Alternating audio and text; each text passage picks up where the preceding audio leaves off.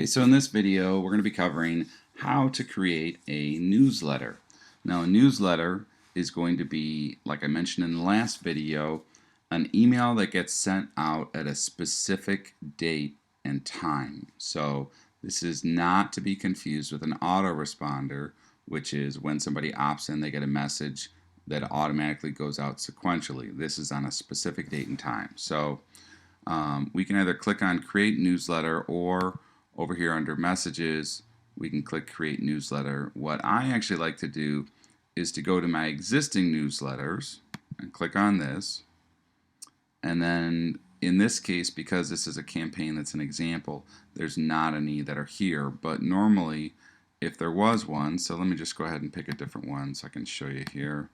If there was one, what you could do is under Actions is you could, we'll pick one that hasn't been sent out, that's already been sent out, is you can click on Reuse. So this way, if there's any formatting you already have set up, like the same signature or PS or whatever, it's already there. Okay, so let's pretend though, let's go back like we haven't set any up so far. So this is your first time doing it, and we'll come over here to that. And then what we're going to do is we're going to click on Create New right here, or again, Create Newsletter right here. It doesn't matter. So once we do that, we can come over here, we can click on New Email Creator, and we'll call this 4th of July sale. Subject we'll say is half off, ends at midnight. Okay, so just like before, we can pick whatever we want for our from email address. If we want to connect this to Twitter, we can do that. We can simply click on Add Account, put in our Twitter username and password. Same thing with Facebook. Again, click on Add Account, put in your credentials there, and then you would simply type in your message that you want to go out to Facebook right there. And then we click on Save and Next Step. And so just like with the newsletters, with the autoresponders, we're going to go down and click on HTML code editor. And then we're going to come down here, we're going to click on the WYSIWYG, and we can put whatever we want here. So hey, 4th of July sale ends tonight. Click http://whatever.com/4th.